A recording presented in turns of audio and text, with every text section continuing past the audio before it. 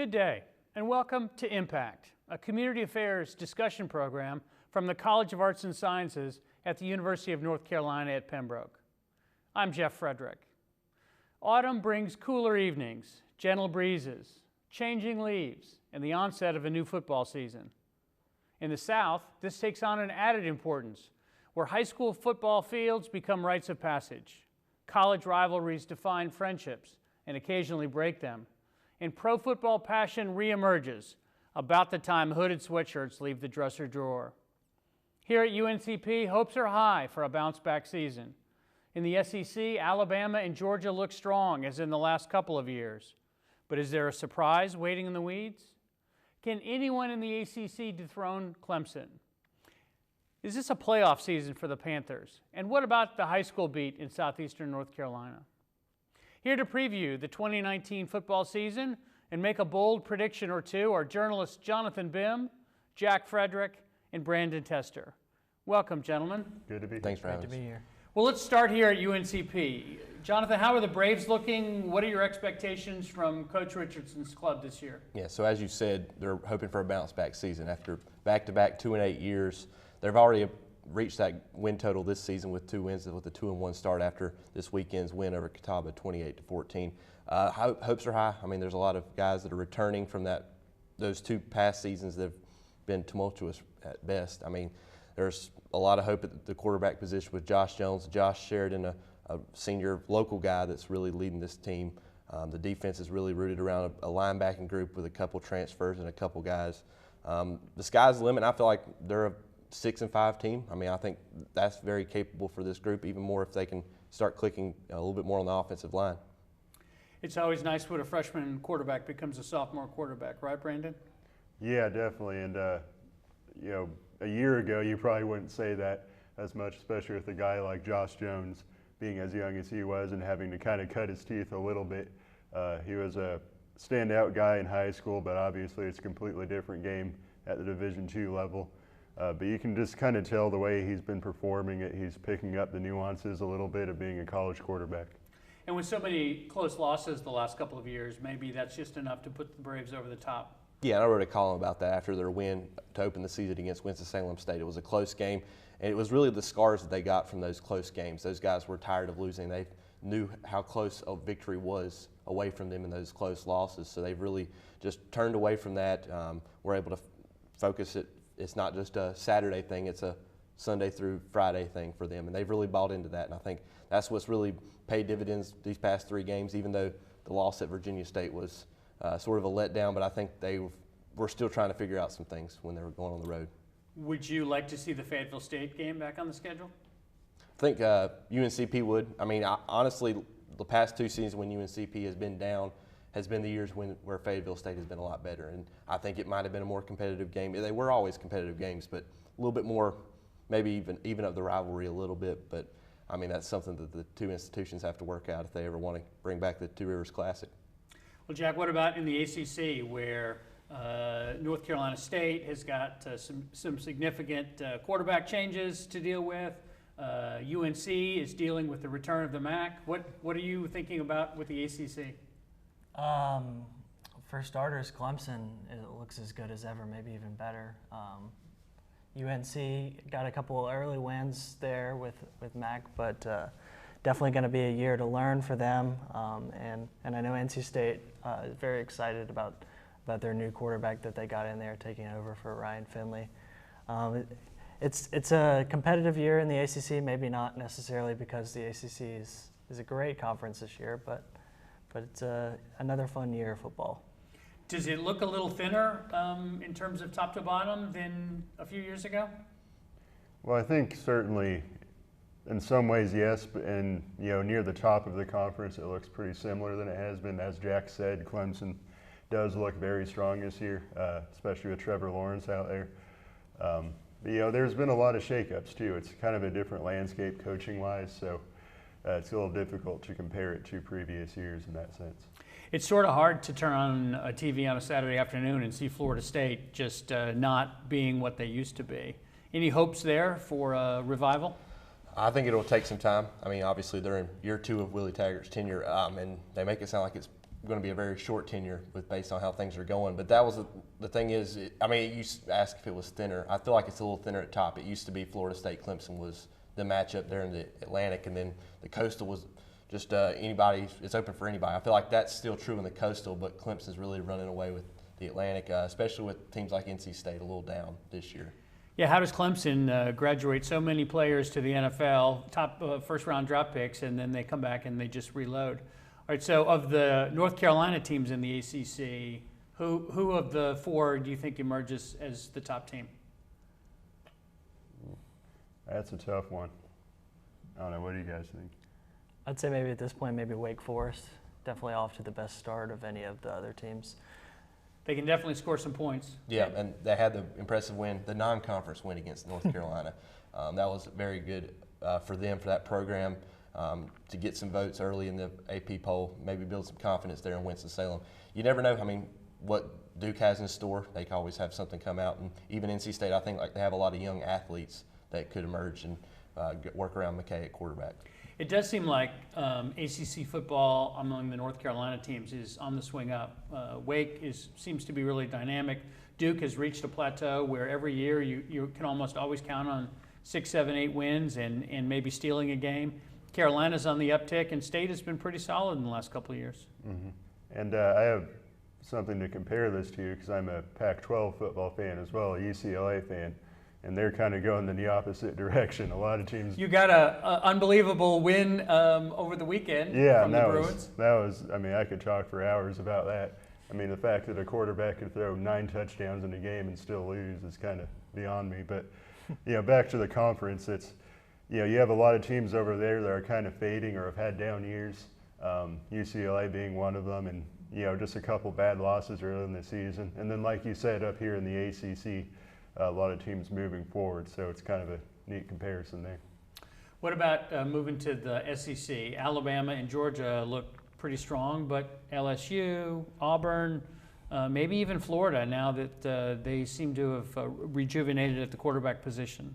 Yeah, I think it's very open, especially with what Georgia brings in the run game. It's it's similar to what we've seen with Alabama. They had so many good athletes they can just ground and pound, especially locally, the local product, Zamir White.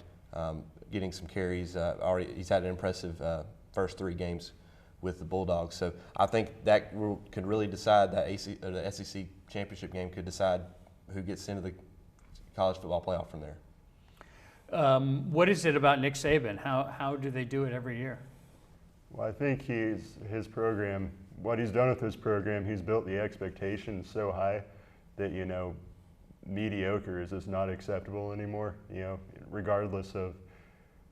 Like, I kind of think about the power high schools around here, like Scotland, where it doesn't really matter what the circumstances are, whether you graduated a huge senior class, you still got to get the job done, and if you don't, people are going to hold you accountable for it. So what's so bizarre there is that they change the players almost every year. They change the coaching staff almost every year. The only thing that remains is Nick Saban. And how does that happen? I think a lot of college coaches, a lot of college programs would love to know what the secret juice is there with Nick Saban.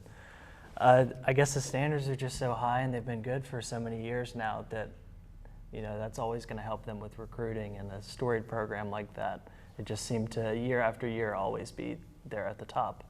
So Auburn and Georgia, or Alabama and Georgia on a collision course for the SEC championship? It certainly seems that way, and I liked what I've seen, especially out of Georgia. I mean, I follow them a fair amount because we do have a Scotland High alum, Zamir White, on there. And they looked pretty strong. I mean, they didn't really have tough, first few games of the season. In fact, this last weekend against Notre Dame was probably their biggest test so far, and they passed it. But like you said, I think those two teams are going to go at it. So one of those two plus Clemson, and then who else fills out the rest of your playoff bracket?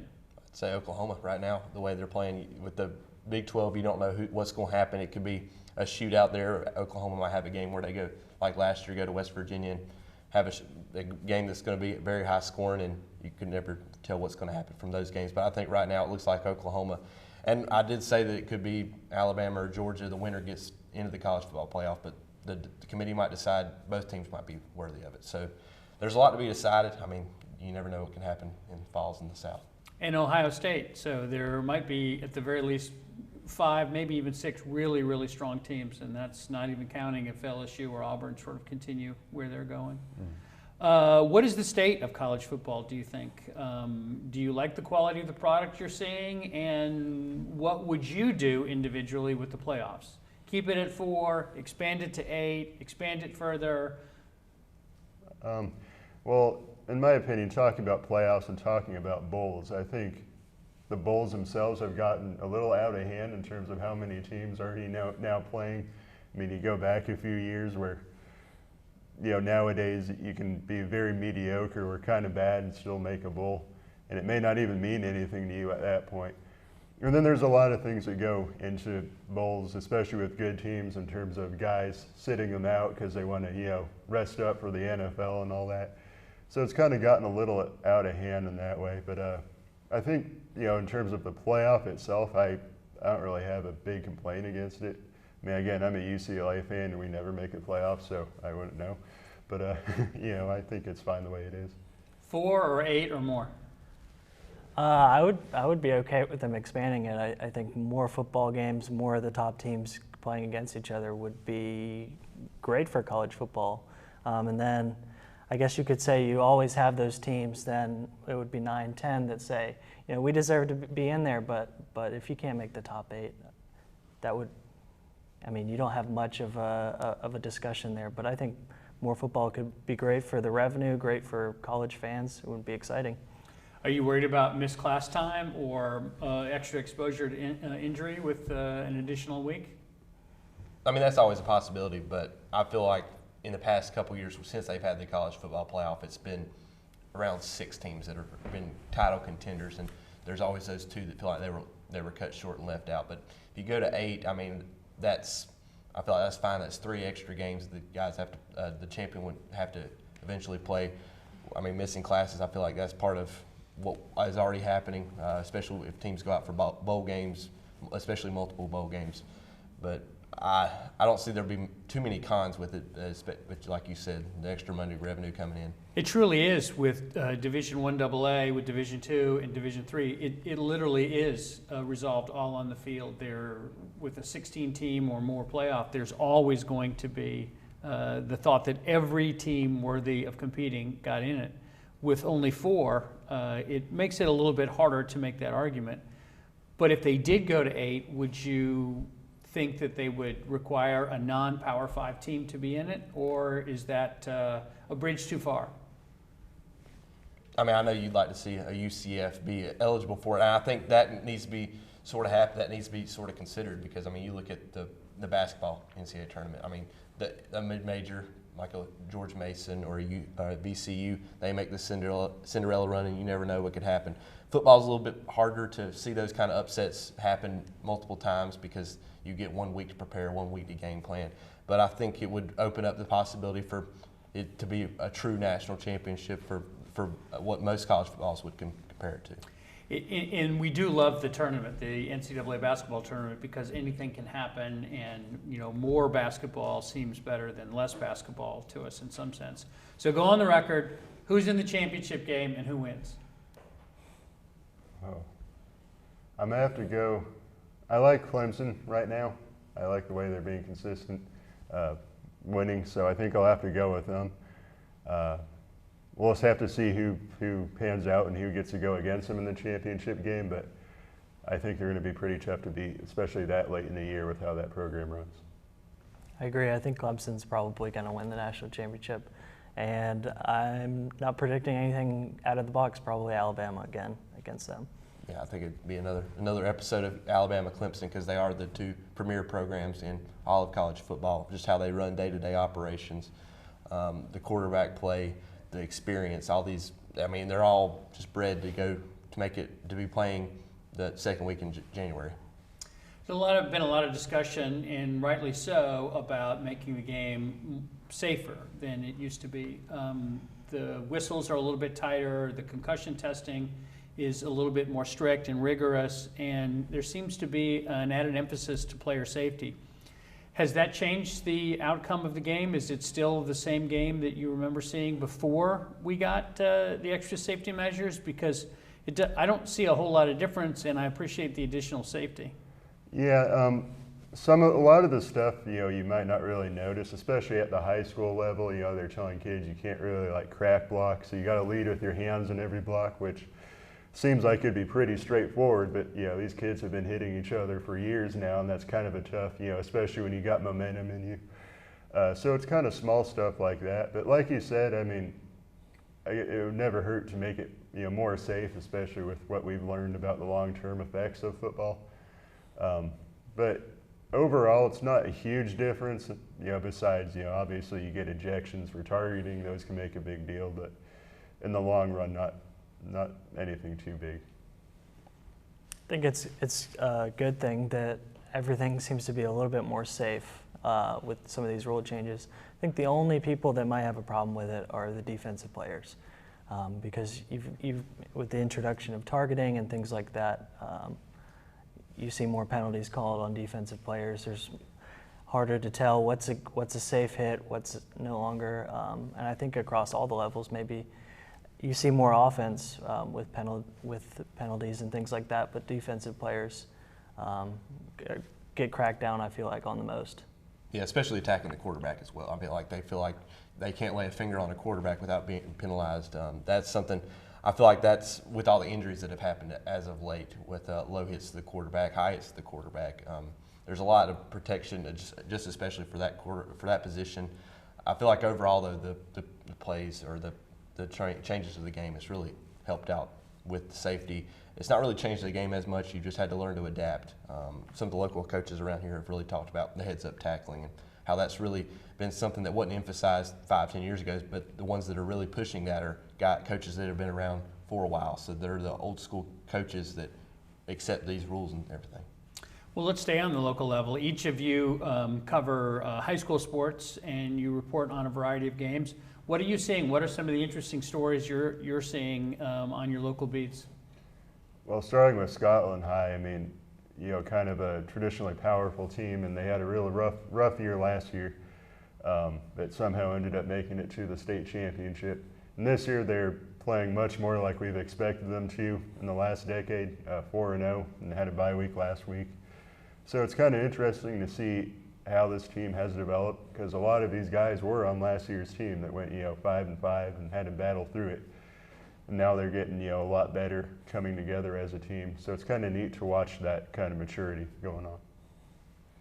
Over in Johnston County, I have a lot of newer coaches, so a lot of the storylines have been looking to bounce back, or a coach kind of introducing a new offense and a new culture. So a lot of that has just been kind of hitting a stride and getting running, trying to turn things around, because most of the teams that I cover had losing seasons. But the new element of new coaches has been kind of the storyline.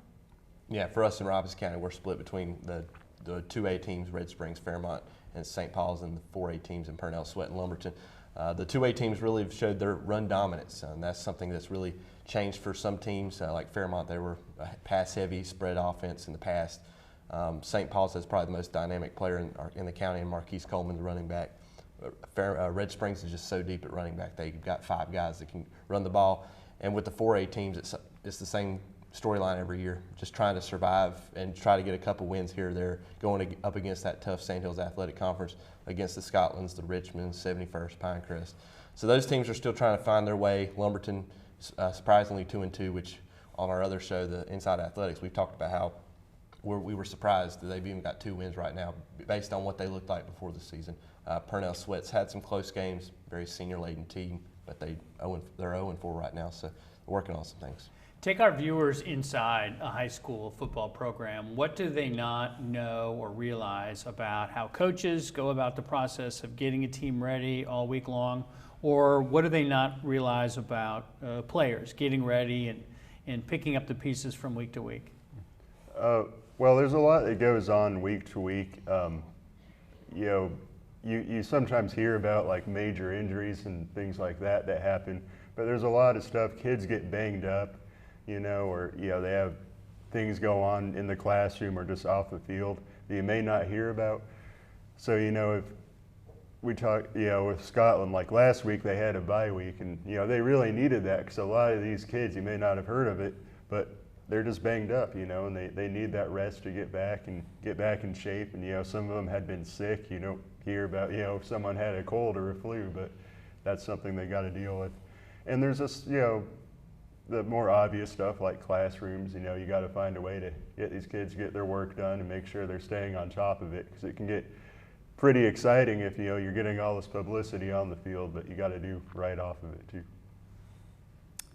I guess days are longer than probably most people consider. Some programs may have, not all, but some may have a morning workout if there's not a time for people to do weight training, and then, you know, they're practicing until 5:30, 6 o'clock. This time of year, as we're getting into the fall, it's getting darker earlier, so you're starting early in the morning, sometimes finishing at night, and then you got to go home and do your homework. So it was a long summer, a lot of hard work put in, and then long days all fall. So it becomes a real grind. Yeah, certainly for the coaches. I mean, there's times on a Sunday afternoon I'll go out to the grocery store and I'd run into a coach or something. There'd be like 2 or 3 coaches from the same staff. They're all getting groceries because that's their only time really to go. I mean, they'll meet Saturday mornings, Sunday afternoon. They'll have another session of studying, breaking down film on their next opponent that they've got to prepare for in essentially 3 days. I mean, you think there's a whole week of practice really that you've got Monday, Tuesday, Wednesday. Thursday's a walkthrough day for varsity teams because of JV games, and Friday you don't get very much time. You got a team meal and maybe some sort of a little bit more walkthrough. It's a lot. I mean, coaches really dedicate a lot of time, and it doesn't really show. And you really see it when with us, we get to talk to the coaches and talk to them off the record and stuff after we interview them, and they just talk about. A lot of coaches tell me about how they're trying to just motivate these guys. I mean, that's something in Robeson County. The guys are somewhat new to being motivated, new to being taught how they're able to win some of these games because they're used to coming from losing cultures. So these coaches are a lot more than just coaches. And like Jack said, it's a lot of long days, especially in the summertime when they start doing 2-a-days. You're talking get there at 6:30, 7 in the morning. The guys will practice, and then most of the time they'll stick around the school, lift weights until their next session later on in the evening. And at night, plenty of the coaches have their own papers to grade for the students that they're teaching all day long in preparation for that as well. So it really becomes sort of a marathon. Well, let's turn our attention to the pros, and we'll start with the Panthers. Are you bullish on the Panthers? Are you bearish? What's their hope in a division with some really strong teams? Well, you know, after the first couple weeks, I think, you know, it was kind of looking down a little bit, and they got a much-needed win this last weekend, which they still have a lot of work to do. And, you know, obviously a big issue is what's Cam's status? When is he going to come back? And just what can this team piece together in general? I mean, we've seen some promising, you know, even outside of Cam, with Christian McCaffrey kind of running things a little bit. See some good plays from Curtis Samuel out wide, but there's still a lot of work to be done, so we'll have to see. I think they're going to need Cam Newton. I guess a lot of Panthers fans maybe be hopeful in what they saw from Kyle Allen coming in, but you're not ready to put Kyle Allen in Canton. I think you temper those expectations with him, and Cam Newton I think is still needs to be their franchise quarterback until they make some kind of decision on him and where he stands with his injuries. But they're going to need him if they're going to have a chance. I think right now Kyle Allen is basically the Flex Seal fix for this team right now. I mean, he'll work for right now, but in the meantime, it's getting Cam healthy. He makes the offense more dynamic. Sure, there's been a lot of criticism in the last week about both his attire and his play on the field. But I think right now things are still trying to work out. I mean, the first game of the season was against the team that went to the Super Bowl last year from the NFC and the Rams. And Thursday night games there always seem to be a struggle for the Panthers against Tampa Bay, or those night games, whether it's a Thursday night or a Monday night. That quick turnaround always seems to hamper them a little bit. I think they're still within reach of that division title. I mean, right now 1-2, that win certainly helps out. They're not nowhere out of the race. I mean, it's still early in the season, but I think they've took a step forward. Kyle Allen will work for right now, but when Cam is healthy and is ready to go, that needs to be the move. As long as you got Luke Kuechly and you got Christian McCaffrey, you got a chance in every game, right? So prediction time again. Final record for the Panthers, and are they in the playoffs or out of the playoffs? I would say 9-7, and if they don't make the wild card, they're that first team out. I think it's going to be New Orleans coming out of the South. It's just the NFC South has just been controlled there. Even with Drew Brees sort of hurt right now, they've got New Orleans went and got a big win in Seattle this past weekend. So I think they're pretty much a team that needs to be reckoned with right now in the South. But the Panthers will be that second best team. I think if you look historically at teams that start 0-2, it's definitely an uphill battle. So I think when you start 0-2, it's even in a division that's competitive and that's you can have a chance to kind of pull back into things. When you start 0-2, things get much harder from there. I think they're more like 7-9 and out of the playoffs. Yeah, I could see this team being maybe 7, maybe 8 game winner. But playoffs, even if they make it, I'm not sure how well they'd be able to compete, especially with the way the chemistry of this team is. So it's going to be a tough battle. Like Jack said, you start 0-2, it's all uphill from there. So pull back out to 30,000 feet. Which are the pro teams that you're most impressed with at this point in time? Obviously the Patriots and the Chiefs. So you got to dig deeper on this one than just give me the obvious ones. Yeah. I know you said not the obvious ones, but I am a fan of the Chiefs right now and Patrick Mahomes. I think he's a very capable quarterback when he's healthy. Very hard to stop that offense. We saw that early in the season, so it's kind of hard for me to go against them. And then, obviously you talk about the Patriots, but, there's still, a lot of ways to go. It's kind of hard to make a full prediction at this point, especially, with a team like the Panthers where they still have a lot of maturity to show. I was impressed by how the Saints are carrying on right now without Drew Brees. He has that freak injury to his hand pretty early in last week's game, but they still look pretty good with Alvin Kamara and Teddy Bridgewater mostly stepping in there. So we'll see what they look like when Drew Brees is back. So I'm not sure what's the future with Todd Gurley in Los Angeles, but like the Rams still, even with Sean McVay, they seem to have a very dynamic offense, and I think they could very well be another contender to make it to the Super Bowl. Well, so we've got some predictions there, and on the college beat, on the pro beat, and on the high school beat. Lightning round. What's one thing that you're looking forward to outside of the football season this spring or this fall? Well, Scotland's volleyball team's actually doing very well right now, near the top of the conference, which hasn't been the case. So, Jack? I've been enjoying volleyball and soccer in the county. Pretty good teams. I like seeing history made with the Robson Cup in Robson County. Well, thanks everybody. I appreciate you joining us today for Impact, and bookmark this one because we'll have some predictions to fall back on and see. Join us again next time on Impact.